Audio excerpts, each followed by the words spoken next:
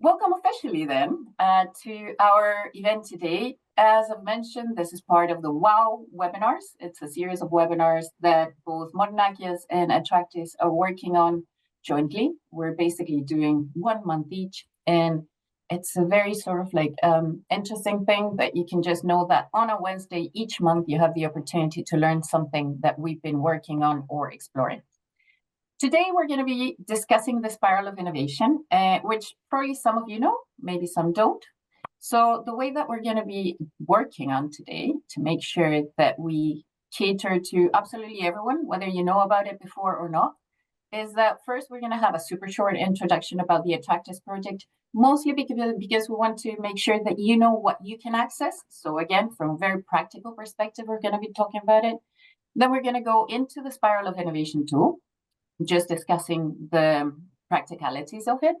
And then Colleen, who's my colleague here in the Soil Association Scotland, is going to bring it to life through the example of an amazing innovation project that she developed here in Scotland, which was all about growing flax or linen. I didn't know that flax and linen were basically once a plant, once a product. Here in Scotland, and bringing back to life industry that used to exist, that actually was quite live, and then that basically disappeared, and she's brought back to life here. Hold it just 1 second. I am seeing that my colleague actually is joining through Teams rather than here, which kind of hardly a shock, but I just want to make sure that she can join us now. Let me make sure that she is on the right space so that she can share her knowledge with us. Chat, Colleen, and just saying, join the Zoom. Voila, join the Zoom link, and we're ready to go. So again, today we're going to be doing all those practical things, but first and foremost, we're going to have the ATTRACTISS discussion. Which is not really a discussion, it's just to make sure that we've introduced you what this project is doing. Basically, ATTRACTISS has acknowledged that across the member states, we need to talk about what innovation support services are and what they can do. So the innovation support services, as you know, are all the services that help farmers who are at the center of the innovation actually bring their innovations to life. And so the idea for a project is to make sure that we improve and embed the competencies, approaches, instruments, and governance models to make them really live and actually to make sure that we can support the farmers and support the people interested in innovation to make it happen. Really importantly, as I mentioned, at the heart of all this is, yes, we're helping innovation support services get the skills and everything, but the goal is to make sure that we have all this grassroots ideas coming to the fore and being supported so that we can actually transition to the kind of agriculture we want to see, a sustainable agriculture that is fit for our times. So in doing so, we can say all these fancy things, we can say all the nice stuff, but basically what we're doing is providing you with really practical ways of making it happen. And what do we mean? We're actually making sure to create a really nice network of members that can talk to each other and share their know-how. We're making sure to provide training, and you're very welcome to join our trainings, which are happening in Europe in the coming year. We also have an amazing, and Marlene's here, an amazing toolbox, which we're going to be talking a little bit about because, of course, it's really important for us now. There's also going to be workshops, webinars, exchange visits, and even a forum that we would like to invite you to join later on. So as you see, it's all about creating those connections and providing you with the tools that you need to make change happen on the ground. And the best way to find about everything that's happening is on our website, which, as you can see, allows you to see in Europe who is out there that you could connect with and talk to if it's innovation support services. That keeps you up to date about the events that are coming, and that has this ever-growing toolbox that will allow you to actually make things happen. That's all I'm going to say about ATTRACTISS, because I think that today you're not here to learn about us, but you're actually here to learn about the spiral of innovation. And the reason why we focus on this tool to begin with, and again, this is a tool that you can find in the toolbox. All this information will be shared in a follow-up email, so don't worry, you'll get the links, you get everything. But the reason why we focus on it is because, again, we want to provide you with the tools and the knowledge and the practical knowledge to make change happen on your professional life. So following on that, as I start explaining the whole process, I would love it if you could think of a case or situation that you're currently experiencing in your professional life and how it actually matches or doesn't match the explanations that I'm going to be bringing to you. But first, and this is going to be going for a while, Marlene, you'll be happy to know that this time I double-checked that it was the right sort of like QR code. I would love it if you could go to Menti. This is going to be on the background all the time, so don't worry. But if you could go to Menti, we're going to be using it to share our experiences, to have a few ideas about it. And the first question that we would love you to answer is if you've ever used the Spiral of Innovation. Again, it's one of those tools that are a little bit everywhere when it comes to innovation models, both in agriculture and elsewhere. But it's a model that is interesting, it's practical, and it gives you a little bit of a map of how things are going to go. So I'm going to give it a wee second so that you can go, check it, find the code. I see that people are already voting, so I'm assuming that it's all good. Again, we're going to share the information just later with you, but I can very happily say that it's basically, like lots of people have used it, about 11 have used it, but lots of you have not used it, and some have used it and have no idea really how they managed to get there. So hopefully this will help. Again, we're going to be very shortly do a whiz show through the whole process. And then Colleen, who I see is here, is going to bring it to life through her idea, through her experience. Continue voting if you want to, but here we go, the Spiral of Innovation. Just to provide a little bit of a feedback, of a background on what the Spiral of Innovation is, I think that it's important to have three ideas in mind, three different models of innovation in mind. One is the technology transfer, which is, I think that all of us who are over 40 probably grew up with this idea, where innovation was a result of someone developing an innovation and then transferring it to the person that needed. So they were not necessarily involved. The users were not necessarily involved in the whole process. That's what the technology transfer model was. During the 2000s, it was a little bit sort of like nuanced with the idea of a production process, which was basically someone asking someone else to develop an innovation for them. But we've realized that the problem with these models is that because the user is not at the heart of it, there's lots of times where people are not really interested in the solution that they're offered, or the solution is a great idea, but doesn't really reflect their reality. So we've moved into a new system, which is called the discovery journey or interactive innovation. And this model is really interesting. Basically, the most important thing that I want to highlight here is that the user is in the driving seat. Very, very important.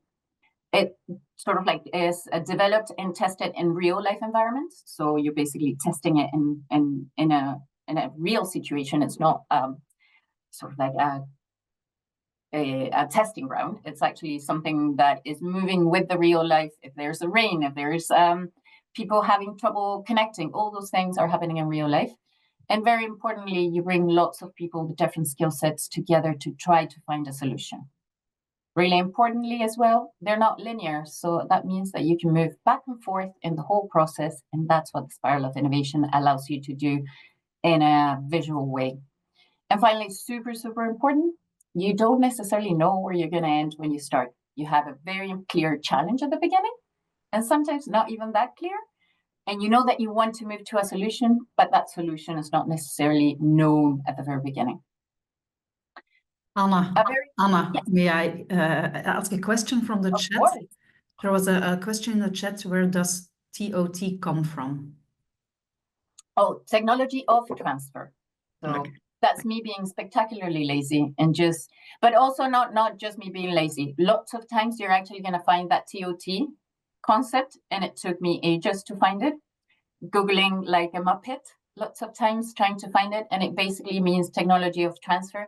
And it refers both to the first model here and to the second. The production process is also could be considered a technology of transfer because it follows the same concepts of it's linear, there's one actor that knows, and there's a well-defined solution. Those are the most important aspects of it. Thank you. Cool. I just want to say before we even move to the spiral of innovation, I think that's really important, is that it's not to say that interactive innovation processes are a panacea that you should always try. Some problems actually are going to have a better solution if you go for a technology of transfer model. Some, for example, those where there's already a technology that has been developed and you just need to match it with someone. At that point, there's no necessity to go into a super complicated interactive innovation process. Just find the technology and apply it.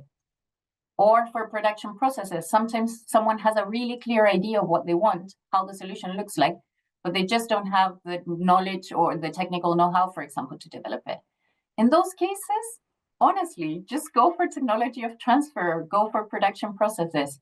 But if you have an idea, a challenge, something that you would like to explore, but you're not really sure how to do it, then I would say that's where the interactive innovation really comes to the fore. And that's where we would suggest, hey guys, try this one on. So having said all that, we're finally at the point, people, where we're coming into the mythical spiral of innovation. So as you can see, very obviously to begin with, the main difference with the technology of transfer, if you're just visually considering, is that the technology of transfer goes from point A to point B to point C. Here you have a spiral, and that allows you to move back and forth through the whole process. So that's the first thing that I want you to always remember. It's a process that moves forward, but can actually go back if needed. And the reason why this tool is quite useful, at least for me, is that it helps you to understand the whole process as a whole, the process as a whole. You can imagine how it's going to evolve and how it's going to move. But also it allows you to almost create a map in this very uncertain world that is interactive innovation, where you're starting from an idea, but you don't necessarily know how it's going to end. It allows you to have a sense of direction and a sense of movement, even when you're feeling like you're getting stuck, even when you're feeling like you're being challenged. It's a tool that actually gives you a map. So that's why I absolutely love it. But also it is very practical in that at each point you can have a few ideas of actions that need to be taken, actors that you want to involve, and typical pitfalls. So in a way, you can use it both as a visual representation that will give you hope when you're feeling nervous, but also very, very importantly, it gives you an idea of what you should be doing at each point. As I say here, it's an orientation tool and not a prescriptive guide. And what we mean by that is this should help you move through the process, but you need to adapt it and make it your own. Key things to consider before we move into it is you can move back and forth. So you might be in this stage, and the development stage, and notice that there were some things from the planning stage that you missed, some things from the inspiration stage that you missed. You can move back, solve it, and go into development again. So again, you can move back and forth. Adapting the plan is part of the process. So in technology of transfer, you create a plan at the very beginning and then you execute. Here, everything is in flow. So you can actually adapt the process, adapt your ideas, adapt your activities as they happen. You don't necessarily have to follow the whole thing. So again, going back to this, some innovation projects are going to be completed at the realization stage and don't necessarily need embedding. Some are going to be okay at the development stage and don't necessarily need the others. So again, this is for you to move forward and think about your project, but doesn't necessarily have to be followed to the letter to be effective. And other spirals might spring from the spiral, which sounds very confusing. But what we mean is sometimes at this stage, for example, you get 2 or 3 more really good ideas that other people would like to explore. And then a little spiral comes out of it and starts developing. Feedback is absolutely essential through the whole process. And that's one thing. If you can only take one thing, take that. Feedback is absolutely essential. Make sure that at each stage you do feedback. And then the other thing is that spiral really allows you to think about the energy moving through the process back and forth.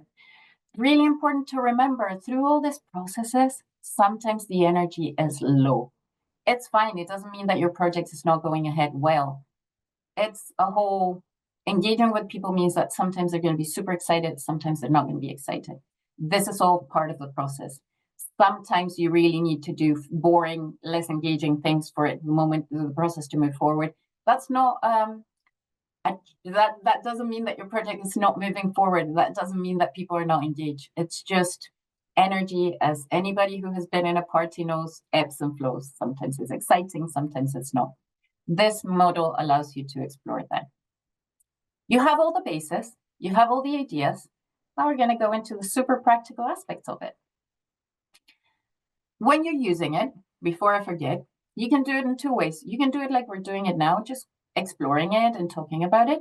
But if you're with a group and you want to explore it in person, my suggestion is always to do it literally on the ground.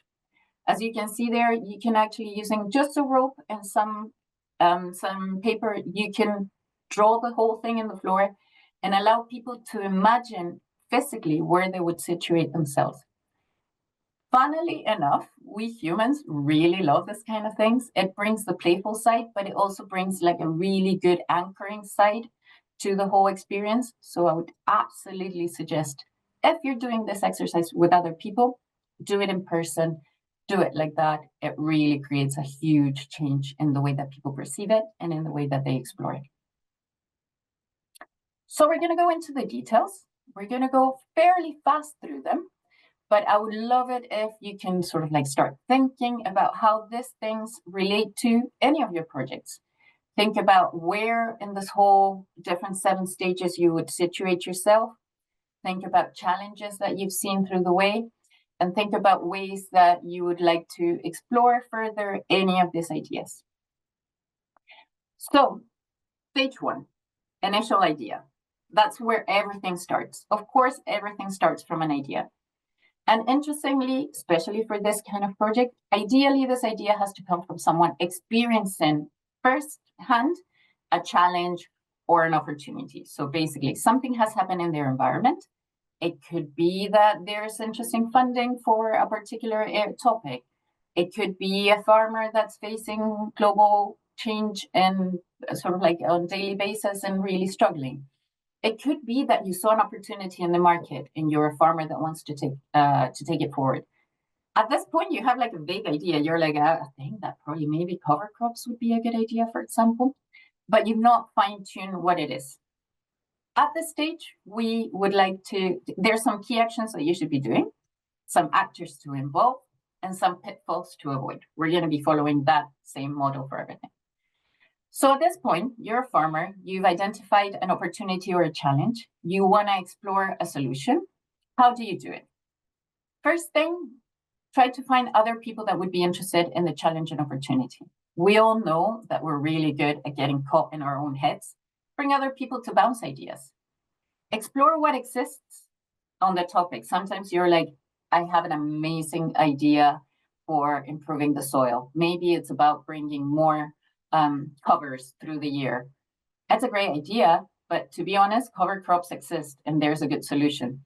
Don't look further, just use that technology. But maybe no one has found the solution to your idea. Keep on exploring. And then, of course, use these other people to bounce ideas, to think ideas, and then work until this vague notion, I want to cover my soil, becomes a very specific idea. I would like to cover my soil from X to Y to Z, because I would like to find a solution for this particular thing and understand how to make it happen on this thing. So again, you've moved from a very vague idea to a very particular idea. At this point, you're just having a small group of people with you, and just make sure that you avoid the pitfall of like, this group knows exactly what's going to happen, or having this pioneer syndrome where you feel like, I am the first one to think about it, so no one has thought about it before. Or if you find a solution, don't just copy paste it. Make sure that you're actually adapting it to your reality. So initial phase, you have a vague idea, you've managed to turn it down into a core of an idea, and you have a group of people working with you. It's time to move forward to the inspiration idea, where you're actually going to fine-tune this developable idea. So the key actions that you're going to be doing here is make sure that you start bringing the key people that would help you. You're a group of farmers, you're really interested in cover crops. Maybe you need a researcher, maybe you need a facilitator to help you move the process along. Make sure to bring the people that are going to help you make it happen in a practical way. And make sure that you find a shared ambition and values that are going to guide you through. Just make sure that the people that you're working with actually want to get to the same part, because otherwise you're going to be fighting all throughout. Money and resources are not enough to keep this project going. Make sure that you actually bring them around your special idea. Identify what the characteristics are going to be for your project. Involve whoever you need, experiential people, so people on the ground, academics, advisors. The quadruple helix model, which is a model that highlights that you should engage people from authority, that you should engage from policymakers, basically. You should engage people from that area, people from researchers, people from civil society, and practitioners. That's a really good model to make sure that you're not missing anyone. And again, at this point, just make sure that you're, again, not thinking that you're unique because you thought about this idea. Make sure that you have a very good idea before taking it to your boss. Sometimes you're like very excited about a notion and then you're shut down by the person that actually has the resources to make it happen. And I think that very importantly, make sure to stop dreaming at one point. That's the biggest pitfall. If you keep on thinking like, oh, I can fine tune the idea more and more, you're going to have trouble because you're never going to get started. You have an idea, you fine tuned it, you have the right team. What do you do next? Next, you actually move into the planning phase. And this is a phase where all these big ideas or all these notions actually become very specific set of things that you're going to be doing. So you develop your plan, you assign the roles and responsibilities, you make sure you have the resources to make it happen, be it by funding or by making sure that everybody says what they're bringing to the table. It could be time, it could be assets, it could be knowledge, it could be know-how. And very importantly, all these things you put in writing somewhere, everybody agrees, and you sign them. So you make sure that if there's trouble further down the line, you can come back to those solid agreements and challenge and make sure that you know exactly what needs to happen. Pitfalls: don't try to have everything at once. Don't start too carefully. This is the time to have a practical idea, a practical plan, and start sort of like being prepared to follow it. And very importantly, I would say just make sure that if someone is challenging you, don't discount them. Challenge is really interesting and good. Connect to the goals of your organization. Make sure that you're like not only doing this because you want to do it, but actually because a wider team wants to do it. And be transparent. That's really, really important so that everybody knows what's happening. You move into the development phase. This is the exciting one. This is the one that everybody wants to be in. Implement the plan. Just check that the plan is happening. And the other key action to do is reflect on the process. Make sure that at each point you stop a little bit and you're like, what went well? What wasn't that well? And the important thing is that at this point, a key thing to do is embrace smart mistakes. We all make mistakes. That's fine. And don't discard them. Don't try to hide them. Don't put them under the rug. Bring them to the fore and explore what didn't work and why you need to adjust it. Often at this point, you actually realize that there was something in the planning phase that wasn't that good. You come back and you go forward. Actors, basically everybody that has been involved in the project so far, should actually start implementing the plan at this point. And if you need help from outside, make sure to bring it in. And as I mentioned, don't fall into the idea that failure is not an option. Sometimes failure is a great thing to know. Don't overvalue hard data. Hard data, we all know. We can sort of like play with it and cook it, if you will. Yes, it's important. Have it there, but also use a practitioner or people on the ground's feedback as really important data. So hard data is important. Qualitative data is important as well. And explore sort of like if someone's like telling you that something is not working well, explore it. Don't ignore it. And usually at this point, you have a lot of trouble. The group is having different ideas. They're challenging each other. That's fine. It's a normal part of the process. We're almost there, people. From this point onwards, it moves fast. So you've tested your idea, the pilot's fine, you've found a solution. It's time to try to bring other people on board. That's a realization phase. And this is where you basically start talking to other people to join. Sometimes you have to negotiate with them and sort of like adjust. For example, if you create a product, sometimes you have to negotiate with them for them to adapt the product and start using the product. Sometimes someone is sort of like being very against the product and trying to find ways to shut it down. That's absolutely normal. It's a status quo. For some people, that works. So don't take it personal. Some people are not going to like your product. It's fine. It's not a judgment on the idea. That's one of the top tips. But very importantly, and this is where the pitfalls come, don't ignore resistance. Don't go ahead thinking, I don't need you. That's fine. You don't like my idea. No, bring them on and try to understand why the idea doesn't work. Make sure that you're not pretending that you know everything. And don't skip the informal contact. Here, it's all about talking to people, bringing them into the fore, informal meetings, but also informal meetings. The dissemination phase, again, we're almost there. This is a challenge for me because I would say the dissemination phase actually should start and be almost like a coaching through the whole process. But at the point is here.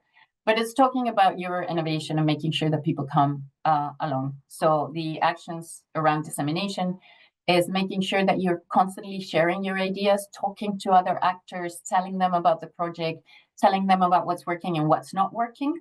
And very importantly, at this point, use stories and use your peer-to-peer knowledge sharing. There's nothing like a farmer talking to a farmer to convince them about what works and what doesn't work.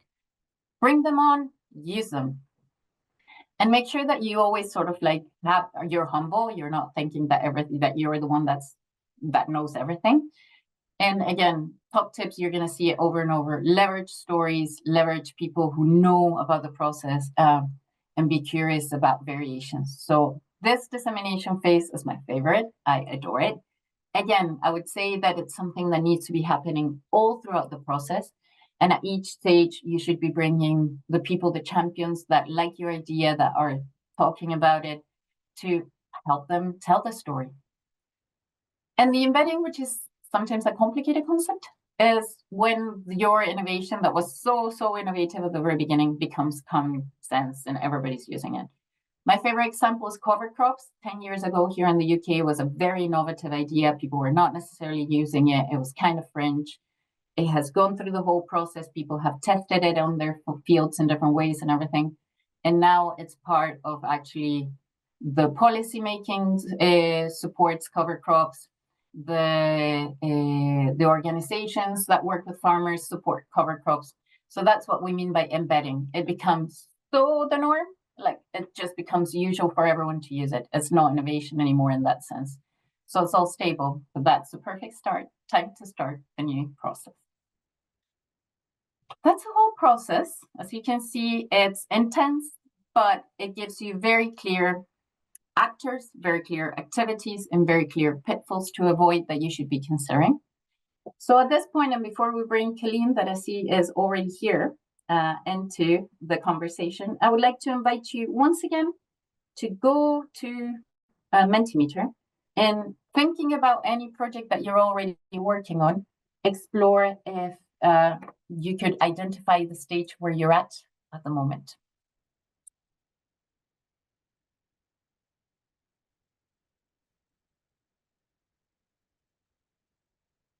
So I'm going to give you 1 second. And I see, Paul, you wrote something. It's a bit long, but if you wanted to come in, feel free. You know, you're always very welcome.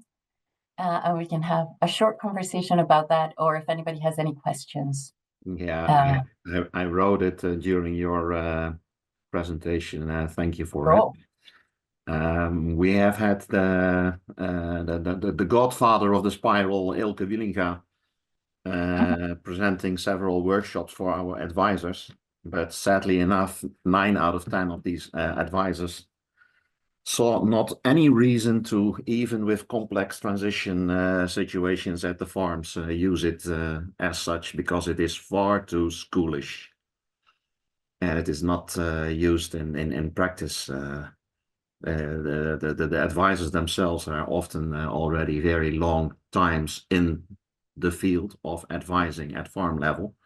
And of course, the farmers themselves are also adult persons, often very old adult persons, because of the generational renewing still hanging there as a problem above our sector.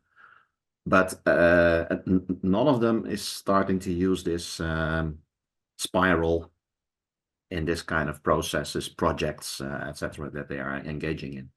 So this makes me feel a little bit confused. Besides the fact that there are many other what we call canvases that are quite often implemented, like the business model canvas and the program canvas that are maybe far more complex.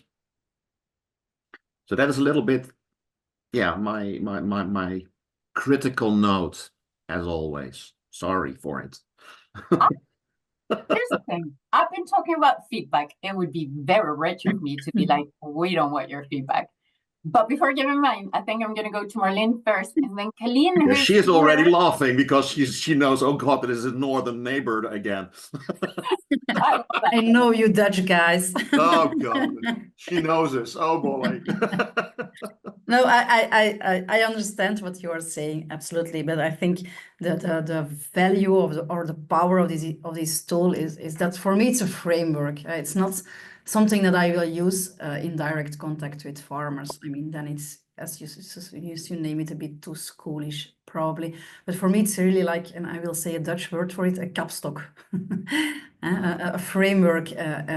For example, the tools and methods, the toolbox that is on AKIS Connect is based on the innovation spiral. And we've noticed that we've done over the last month several workshops with advisors, innovation service providers, and support service providers, and so on. And I feel it helps a bit to structure, not really putting things in boxes, because that it's a bit more organic than that. But for me, it's really like a framework and say, okay, for example, we did a workshop at Boerenbond project with the colleagues of the two teams. We explained the innovation spiral. And we asked, okay, what kind of tools do you know for specific phases? And one of the, maybe not nice, but remarkable conclusions is that in our organization, we really focus on the beginning of this innovation spiral. We struggle a bit with going further, and that was, a good solution maybe, or a solution that made us think on how to structure our teams, how to maybe put more effort on specific phases and so on. So for me, it's really like a framework. I will never use it directly, as I say, directly in contact with farmers, because then I understand what you are saying. And if you have the experience of years of giving advice and so on, but for me, it's like, it's also an internal thing. Like, okay, what kind of efforts are we are focusing on, maybe? What are we missing? What kind of tools or methods do we need? And you mentioned the business model canvas, and a lot of other canvases. They are all in the toolbox already on AKIS Connect. But it's, we use this innovation spiral as a framework to, So the same, you have the same experience already.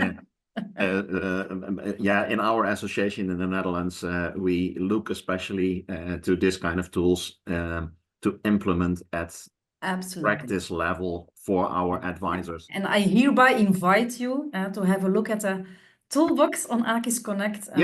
Have a look if things are missing. Please, if you think things are missing and you have other nice tools and methods, send me an email. You know my program. My email address. Program canvas is 2023, 2024 developed. It's a very interesting. Can you put it on the chat later on? Yeah, I will. Okay. Thank you. Colleen, you're about to start talking a little bit more length about the practical side of things, but did you want to say anything else about it? I think Marlene kind of covered it, actually. I was going to say a kind of similar thing, that I think I use it as a kind of internal framework to kind of check back on where are we in the process and where do I need to put more resource, you know, to Mhm. kind of keep things moving. But I was also interested to ask Paul, if farmers aren't using that kind of model, what kind of model do they use instead? Or do they use kind of specific tools, but not really look at that framework to kind of move things along? Like what are advisors using on the ground with farmers to support innovation? Depending on the situation, they fit the right tool to give advice. Of course, the more complex a transition process or going from a standard farm to a multifunctional farm or short chain management, which is very complex, then most of the time these canvases are coming along, and not the spiral, because that is actually basic material for most of them. What Marlene just said, that it can be helpful that during the process you take it at hand to reflect upon the process. Where are we here? This can be used, but it's still a very schoolish form of most of the time in between the lines spoken, it's already there. I think it's also important to acknowledge the differences between cultures and the different kind of farmers that we have. Definitely, Million very times strong with point. farmers that are not necessarily used to innovation at all. And it really helps them because it basically puts you a little bit. I was seeing some of your results there, and people are all over the thing. But farmers that don't necessarily have a very practical approach or have never been in a structured innovation, we all know that farmers are innovating all the time and they're farmers, but they've not had the structured version. Sometimes it's really good because it helps sort of like ease that tension of like, when are things going to happen? How is it moving? Where am I? And so farmers that have not necessarily been involved in innovation processes before, you just present them with this and you can tell them, hey guys, we're about here and then we're going to move here and everything. And so I find it a very useful sort of like almost entry level way of telling them like, hey guys, you're about to embark on this process. Are you okay with that as well? Because sometimes, again, in their heads, they're thinking transfer of knowledge because that's what most of us have experienced in our lives. So I would say know your farmers because effectively, as Paul's saying, if you have a knowledgeable guy in front of you, they're probably going to go into really complex things. If it's someone that's their first time or that really don't have that much time to be thinking about it but want to have a vague map, this tool I find quite useful as well. Moving forward, Colleen, do you want to tell us everything about flax? And for the people who like me didn't know what flax was before, flax is basically the plant that leads you to linen. And I'm going to try and share my screen. If I do this one, you'd think after a couple of years of doing these kind of things, I'd get the hang of sharing my screen. Can you see the presentation screen? It is, yes. If and I now put if it you into put it in full presentation screen, mode. you should be fine. There we go. Right. Can you see that? Absolutely. Yeah. Okay. Just So before you even start, I just want to say Colleen is one of the best facilitators in Scotland. Not that she's ever going to say anything like that. She has been involved in really interesting projects like RIS, which was an innovation support service developed here in Scotland for about 3 or 4 years that allowed farmers to start exploring from the ground their ideas and sort of like fine-tuning them. Probably, I would say, in those initial phases of the process. So from the initial idea to the ideation to having a very clear plan of how they wanted to do things. And she's also been part of this field lab that she's going to be talking about us now. So if you have any questions or ideas, Colleen is not only very engaging in the way that she speaks, which you're about to find out, but mega practical. So feel free to use her brain in the coming hours. So. Thank you, Anna. Yeah, the Rural Innovation Support Service ran for about 4 years in Scotland and will hopefully be funded again in the next couple of years, but more sort of embedded in the Scottish ATTRACTIS and kind of built into the rural support kind of package a bit more. And that kind of focused on the first few stages of that spiral, and it was the first time. So it started in 2017, and I think it was the first time in Scotland really that they had given direct support to innovation in this kind of structured way. So it kind of used that spiral as the framework. And a lot of farmers in Scotland were kind of, as Anna said, very new to this kind of concept of structured, like how you look at innovation, but doing it very much as kind of co-creation with farmers from the beginning, and putting them in the driving seat, which in Scotland and the UK, they're kind of more used to being told things rather than being in the driving seat of developing ideas and solutions and things like that. So and then this project that I'm about, I'll try and talk about very quickly, kind of looks at the whole process of that spiral. And again, I think, you know, some farmers or many farmers that you'll will work with might be way beyond this kind of framework, but for some of the groups that we work with, some of them might be quite new groups. They might never have worked together before. We might be bringing together people that haven't sort of done farmer-led innovation before, and so it can be a useful framework for people that are kind of new to this process. And innovative farmers, that I'll mention in a minute, is a sort of body within Soil Association that supports farmer-led innovation, and they kind of use the spiral really as a kind of framework to monitor where projects are at and where they need to go, and to kind of help then also identify what resources do they need next. You know, you've kind of developed an idea and tested it. Do you then need to go and get funding? Where can that funding come from? So it's kind of a useful framework for that sort of thing. So our fibre flax field lab in Scotland is in its third year now, and has a number of partners who all came together that I'll kind of talk about as I go through.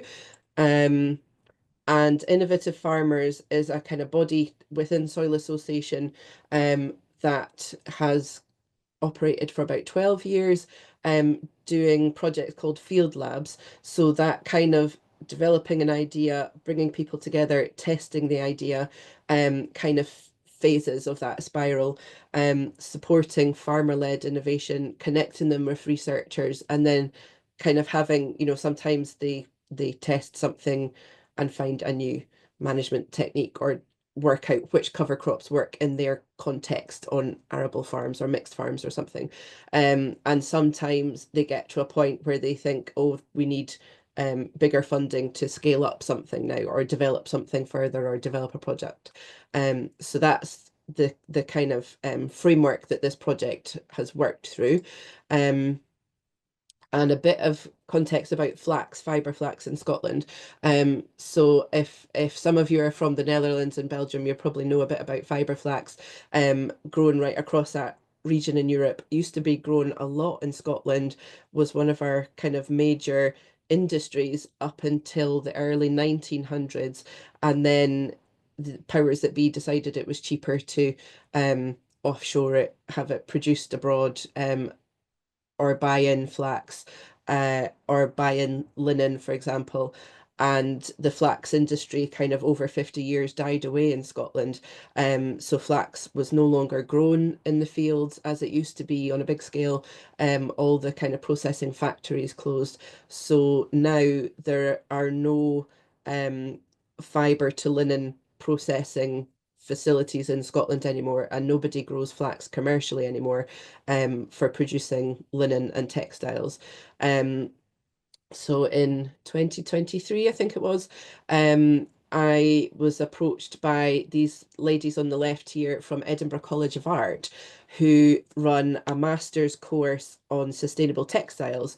And they were working with linen with their students, and they got in touch to ask, can you connect us with farmers who grow flax, because we want to process it by hand and get our students to make linen from it.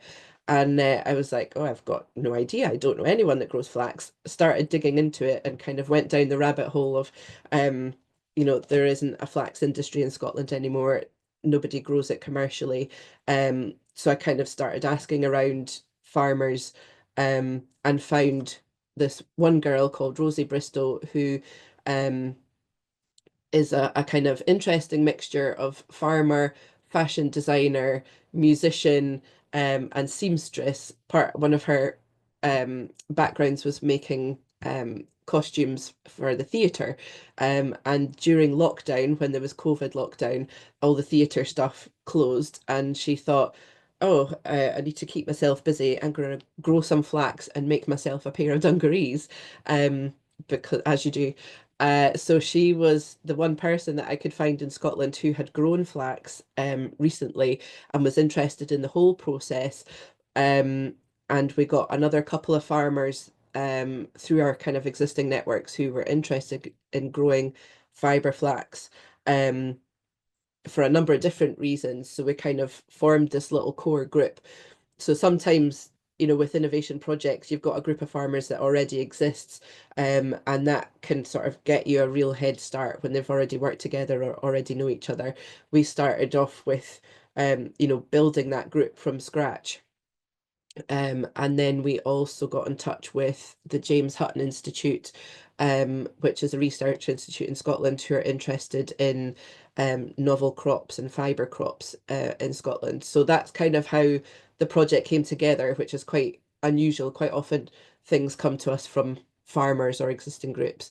So there was a kind of idea phase and the next kind of couple of phases of that spiral kind of all, there was lots of things happening in parallel, lots of sort of bits of planning, bits of networking, bits of reaching out to other people, exploring who might be interested in growing some flax. That was our sort of primary objective. And then lots of bits of information that we found out kind of created feedback loops, and other spirals coming off of it, because then there's no fiber flax varieties or seed available in the UK.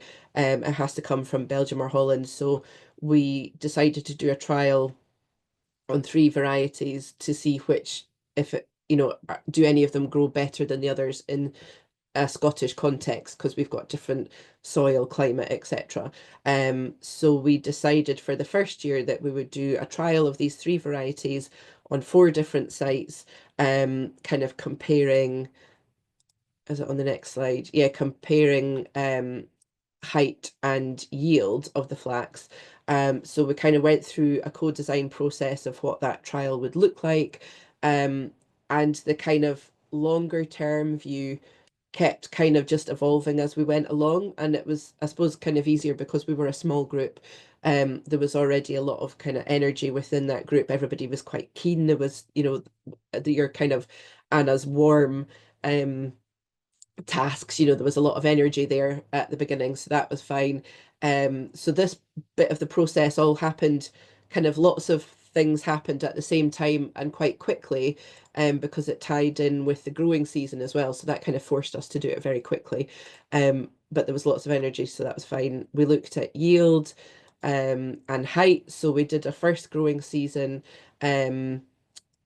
of growing the crop, and that all went quite well. Through that kind of process, we realized also that there, you know, we don't have any harvesting equipment in Scotland. So if we want to scale it up bigger than, you know, a quarter of a hectare or something, we need to look at machinery at some point as well.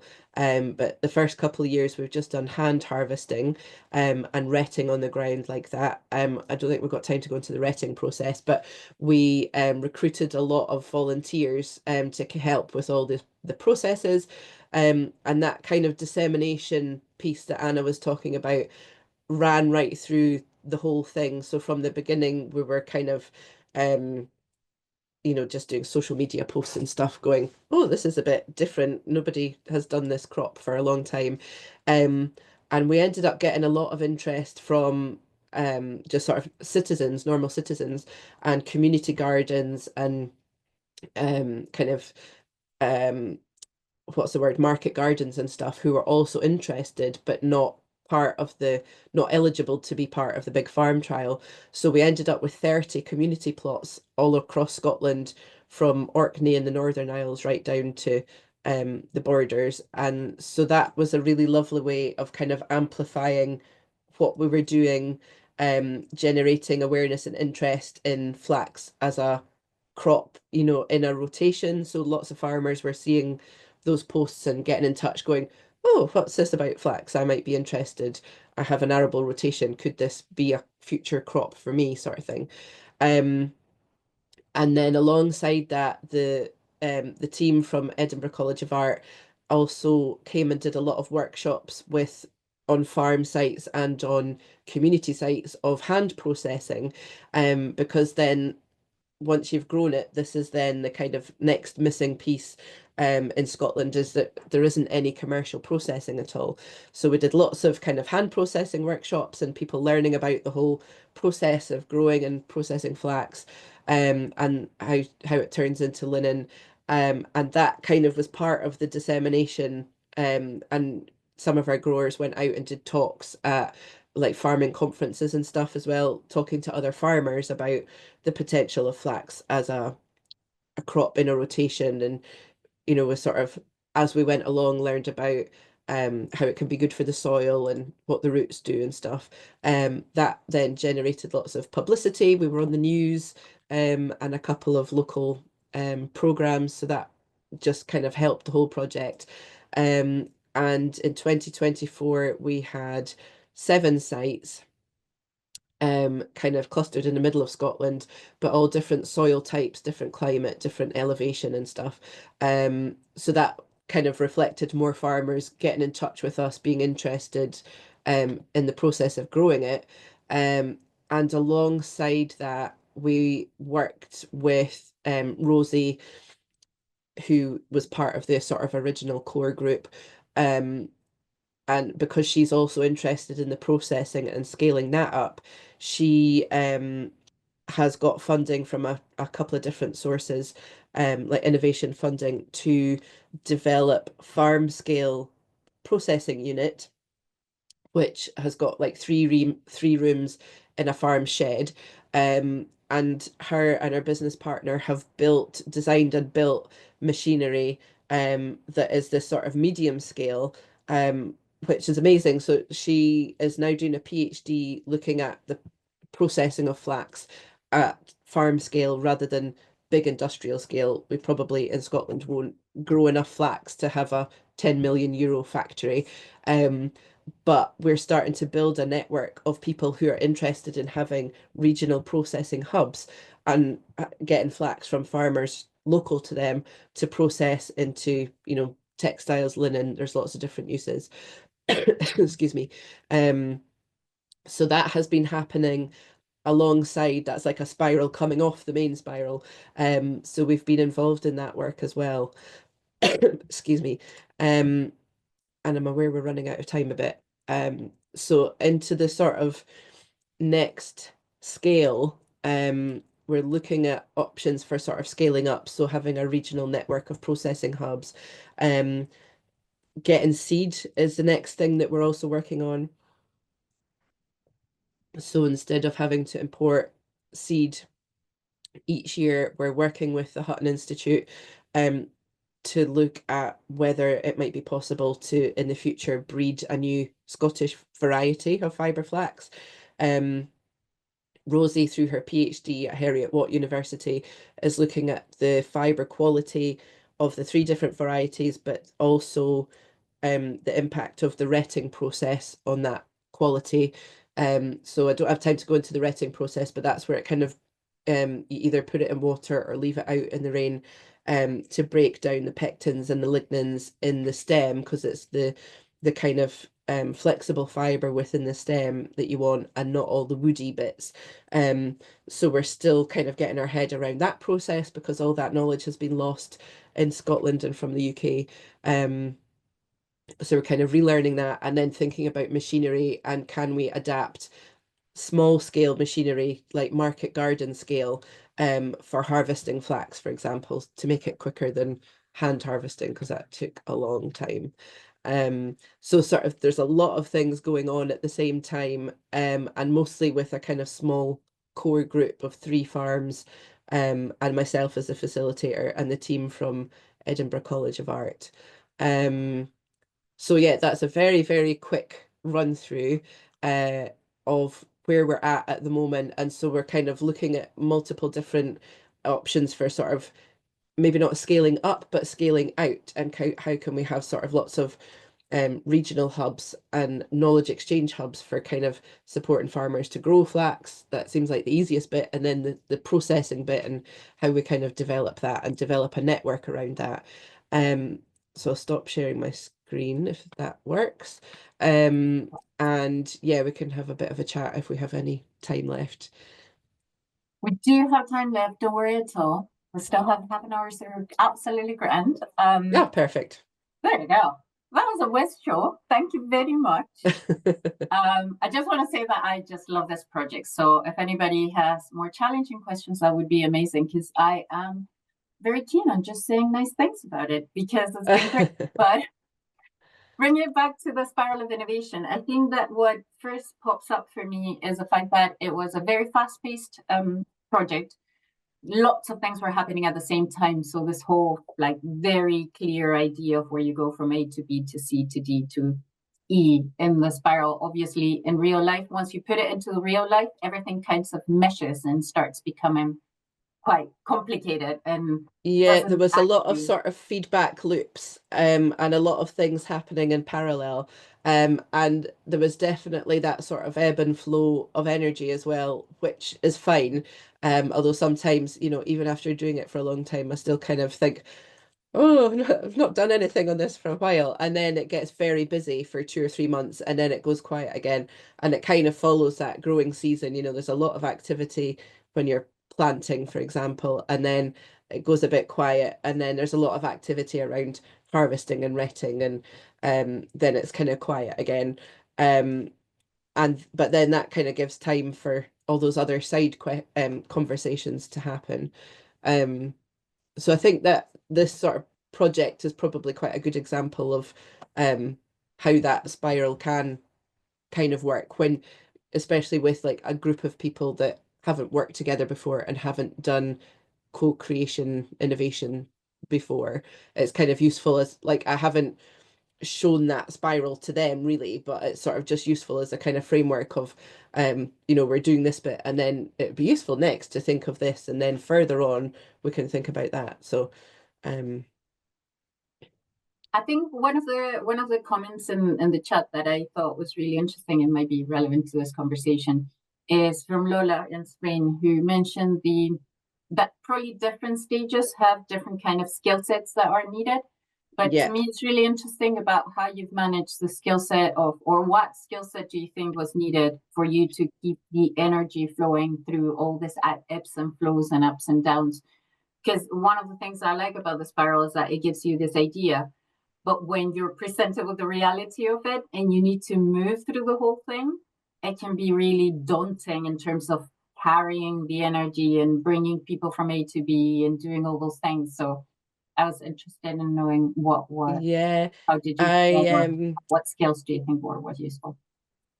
yeah, it kind of changes through a project. And yeah, farmers are famously like herding cats. I think we've said a few times it's probably common across different countries. But because they're so busy and used to kind of being very self-directed, it can be quite hard to organize a group of farmers sometimes. But yeah, I think probably quite an important bit that we don't always talk about is the sort of people management side and like the relationship building phase at the beginning. Like I think I consciously put effort and time into just building relationships with everyone and bringing people together in person to kind of feel like a group. And I think that really helps carry that energy through, or sort of keep the intention and the engagement going. And just sort of informal stuff like eating together sounds really not irrelevant, but kind of doesn't sound that important. But actually, if you do things like that at the beginning, it can really help keep people invested in it that might otherwise sort of drift off if they've got lots of other things that are important. So I think, and then kind of through getting to know people, knowing then what their skills are and their interests are, and kind of pulling on those at different times. You know, a couple of people in the group are very good at the kind of proposal writing and the report writing and the kind of data collection bits of it, and other people in the group would rather die than do those bits of the project, or would rather do other things, I should say. I understand that. But then they're, you know, very, very effective at making things happen quickly, or kind of getting stuff going on the ground, or engaging their networks to do the dissemination piece, for example. So yeah, I think kind of knowing what people's different skills are and kind of bringing them all together, and that, I suppose then that's the value of like my role having funding attached to it to spend time doing that work, over and above just the sort of, you know, plant the seed, record the data at the end, write a report. It's sort of, there's time embedded through my time with innovative farmers for just that kind of maintenance of relationships and kind of keeping it all going. I have two more questions and then I'll open the floor to anybody wanting to ask things. But I wanted to ask you, you were mentioning the importance of the facilitator there. And I think that that also, again, goes back to this idea of a spiral and a whole process, and someone in a way feeling ownership of the movement of the process rather than just the specific things that need to happen. What would you say is sort of like, what's your superpower as a facilitator, or what do you need to consider? Because I think in general, innovation support services do fulfill that quite a lot, whether it's at particular stages or throughout the whole process. So it would be interesting, at least for me, because I know you are a very well-regarded facilitator, not that you're ever going to say that, but to understand, what do you think are your superpowers in a way? Because it's easy to go and read articles about what needs to happen and everything, but it's very different when you have someone that's doing it and you think, oh yeah, that really helps. So yeah, I think having that kind of oversight, and the longer term vision and the sort of tools, and having practiced using tools to kind of make sure that everybody's on the same page, and checking in at certain points to make sure people are still on the same page with where they're going, where they want to get to with something, because that can change through a project as well. So I think kind of being conscious of that role within the job, and kind of what we found when we led the RIS project, Rural Innovation Support Service, was that we did some training with all of the facilitators, because some of them who were from a more advisory background kind of were more giving ideas to the group rather than facilitating the group to develop their own ideas. And some of the facilitators worked with co-ops already and were used to sort of, you know, getting consensus in a group and kind of doing that co-design kind of process, but others were not. So I think being conscious that if you're a facilitator, it's not your job to have the answers. It's your job to kind of tease out the answers that farmers already have and the sort of ideas that they have, and then identifying what are the gaps, what are you trying to get to, what are the skills that we need that we don't have in the group, and finding a researcher or someone from another part of the supply chain or a different industry altogether with skills or knowledge that would benefit our learning journey, and kind of being very conscious not to just try and give advice or give an answer. It's sort of that guiding the group through that process, I think, is quite important. And if you're kind of from an advisory background, I think it can be very easy to just say, oh, I think this could be good for what you want, sort of thing. Like, it's not my job to give the answer. We kind of find it out together or develop something together. So I think that's a useful thing to keep in mind, and kind of having that toolbox as well, so that you can be responsive and adaptive to what the group needs, and kind of that, you know, not being afraid of failure, or realizing that needs can change, or the aim of what they want to do can change through time, and that's okay, you know, if your funding can adapt to that. And sort of, you know, having the tools in your toolbox that you can adapt and be responsive to what people need, and kind of looping back, you know, that reflecting periodically on, is this where we wanted to get to? Are we going in a different direction? What do we need to do to kind of, you know, what's the next stage? Or are we happy now with what we have? I really like what you're saying about the sort of like reflective and going back and forth, because again, I think that that's what the model kind of helps with. Mhm. But also it highlights that the model is not, it's just a model that you can use however you need, and however you can use it to explain things or to map what you need to do. But again, it's just a framework and something that can help. Yeah, use the But bits when, that are useful. yeah, but when it hits reality, sometimes it starts looking more like a weird galaxy that has different ways. There's a really interesting question from Elizabeth, and she's asking, what do you see as the greatest innovation on the project, or whether you've have sparked other innovations in other areas of the project? So I guess that combines with this idea as well of spirals that come from the spiral, but also the core of your unique spiral. So I see that Elizabeth's there. So if you want to put anything else in context, just let me know. Yeah, so innovations within the project, it started off, so the kind of core of the field lab is very, very simple. It's just comparing the performance of 3 varieties of flax crop. So that bit is just very straightforward. I think the innovative bit really has been around developing the processing for the next stages, and supporting Rosie, kind of to get feedback from farmers and growers, for how they're growing flax, and then the retting process, and her being able to sort of interact directly with the other farmers to develop the processing, and like what scale that needs to be, and what is the typical length of the fiber, the height of the plant determines the length of the fiber. So knowing that then informs like the size of her machines and stuff. So I think it's the kind of, so that has been one spin-off of like the processing. Another spin-off has been looking at sourcing seed, because of course the commercial seed that we've been importing from Holland, from Vanderbilt, is what's the word? Not copyright. So you can't seed save from it. Oh, Sorry? yes, it has well, not royalties, but it's Yes, patented. yeah. Patented. Patented, yeah, that's it. So you can't seed save from it, for example. And because we're working with like market gardens and small budgets, there's been a whole spin-off project now looking at finding heritage varieties of fiber flax that are not patented. And can we work with a group of farmers and the Research Institute to develop a new Scottish variety of fiber flax that suits our climate and soil and things, because we've got quite heavy soil.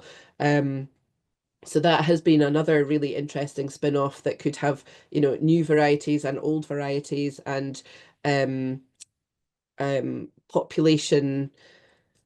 Oh, obviously need more coffee. I'm losing my words. But kind of looking at sort of population crops as well, rather than the sort of single varieties. So those two for me, I think, are the really key things that stand out, and the kind of network building and knowledge sharing with other groups across the UK. Because then we realized when we started reaching out to people that there are quite a few other small regional groups who are growing small amounts of flax and processing it.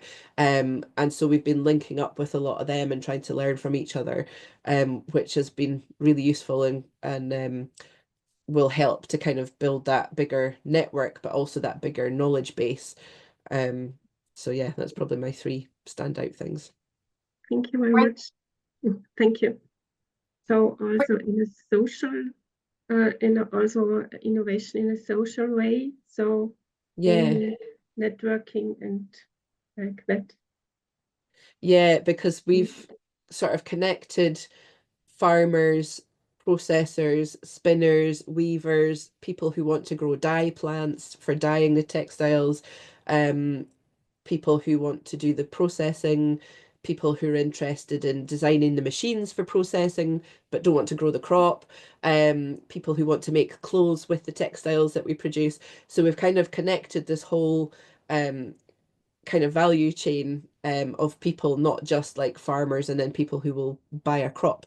So that hadn't existed in the UK before. So that has been really special to see develop, and it's still developing. Thank you. Thank you. May I Is ask, it those things? Colleen, whether it is only flax that is now taking high flight, or is it other fiber crops as well? In the Netherlands, for example, we have also miscanthus. Oh, yeah. And hemp, returning to a little bit normal. Yeah. And to refer to your social event, I think it is a very hopeful thing that brings awareness to people. The whole process that you're doing with flax is actually returning to basics, because flax was a very, very, very popular product in the medieval times. Yes. Yeah, And yeah. now you're getting back to the basis, and you make people aware about the system that has grown over the last 150, 200 years, which spent us out of control with globalized powers and cheap products coming from Bangladesh and China, etc. Yeah. The awareness grows with this kind of little projects locally, growing communities that start thinking differently. Yeah, it's like a I ripple think that is the effect. key importance of all this kind of projects, however small they are. But my main question was, is there also something going on with miscanthus and hemp, etc., in Scotland? Not yet is the short answer. We haven't looked at miscanthus, but that's a potential for the future. Hemp is a bit more tricky in the UK because our government still requires you to go through it's a drug and weapons licensing process. Even though Don't tell me, I'm from the Netherlands. Yes, we know. So the kind of paperwork burden for that puts off so many people. And so there was a small group of farmers in Scotland a couple of years ago, a couple of whom are now also still growing flax, who grew hemp very successfully, and they couldn't believe how quickly and big it grows. And Rosie could develop processing machinery for that because the process is very similar to flax. But the kind of paperwork burden and the hoops that you have to go through to get approved, and I think you have to do it every year, just put people off.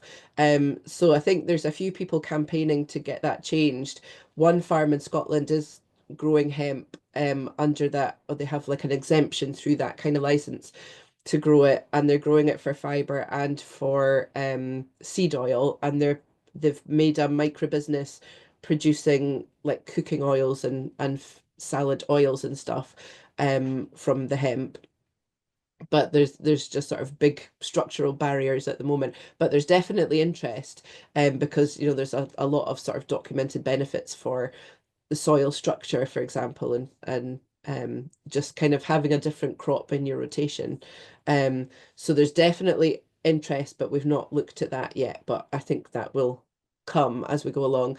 And then the thing about this, the sort of ripple effect with small communities doing this, it's been such a great way to open that conversation with a much broader range of people and stakeholders.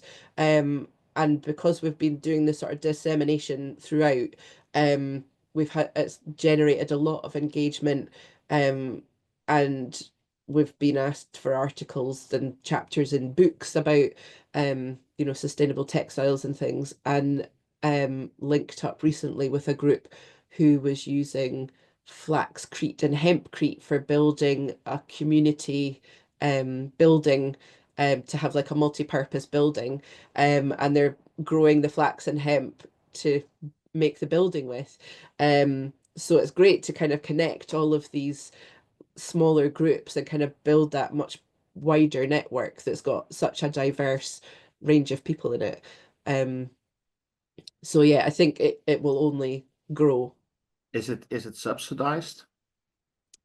Our work or the kind of wider stuff. No, the flex, the whole flex project that you're It's involved in, is it? we have a very small budget Okay. to cover kind of, you know, seed and some of my time and some food farm visits and stuff, but it's a tiny budget. So one of the other kind of offshoots is to look for funding for developing harvest machinery and for developing the processing stuff more. So I think it was Innovate UK through UKRI that Rosie got some funding for the processing side. So we're kind of looking for other bigger sources of funding to kind of scale out, but all of these sort of little projects at the moment are on like shoestring budgets. Thank you, Colleen. We're almost there, but before we even go into it, I had one final question for Colleen, and then if anybody has any, feel free, because we still have a little bit of buffer. But I wondered if you were thinking that these innovations that you mentioned based on Elizabeth's question, was it something that you foresaw at the very beginning of the process, or was it like spin-offs that kind of came out? No, it's really and kind of grown signal arms spirals? and legs. It started off as just one simple question of, do you know any farmers that grow flax that we could get a bundle from to play with? To this kind of whole big massive thing. We're like looking at every aspect of the whole process and, you know, networks to other people. So yes, at the very beginning, I was blissfully unaware of how complicated it would get, but it's been so interesting and such a learning curve that I didn't anticipate becoming a kind of knowing about flax production and processing. But yeah, it's been so interesting, and all the people that are involved and have been involved have such sort of passion and enthusiasm that has, you know, kept it so, you know, that's kind of kept my enthusiasm and interest up. So yes, it kind of started off very simple and very quickly grew arms and legs, but it's all good. And I have one final question, which is probably it's just relating to this sort of like mixture between models. How do you think about innovation and everything? Just the way that you're presenting everything, it feels like you were moving back and forth constantly through the whole spiral, rather than having this sort of like A to B kind of process. Yeah. So do you think that a model like this actually helps you in thinking about the process? Does not. I think How would you use or think about the tool given your experience in the real life where like all your planning actually hits reality? Yeah, I think this project is probably more complex than a lot of other projects that I've been involved in. So some are much more straightforward or have many fewer spirals that coming off them. So this was a very kind of messy, complicated one to use as an example. But I think that using that kind of framework is still useful for kind of checking in, where are we, how, you know, with this loop we're here, with this loop we're here, this is where they might intersect. So it's useful to be able to kind of check where you are with different things. And I suppose knowing that this is one of multiple models, you know, this one size does not fit all. So I think this is useful for a lot of things, but probably more useful for like groups who are new to working together, or people who are new to the sort of co-creation idea or farmer-led innovation. But, you know, other models might be more appropriate for, you know, farmers that have been doing innovation stuff for a long time or are kind of beyond it. So I think knowing that, you know, this is one of multiple tools, I can also use other tools at the same time as this framework, I think is useful to know. So having that kind of the ATTRACTISS program and all the sort of tools that you've got on the website is really helpful to kind of see, you know, if you've got a project that's starting or your people that you're starting to work with, what are the tools that I might need for this? And kind of just you know, adapting to what's useful for that particular project.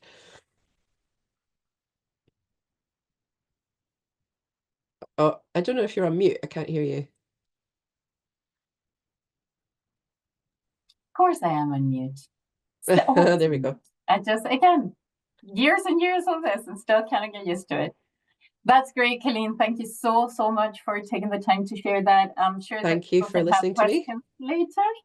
It's always a joy, my dear. But also thank you for leaving everything up perfectly there for us to talk about next steps or next things that you can do, sort of like how to engage with ATTRACTISS, and also how to make the most of what we offer there. So you've seen this was one tool. We explored with Colleen how to use it, how the limits are, what can be useful, what cannot be useful.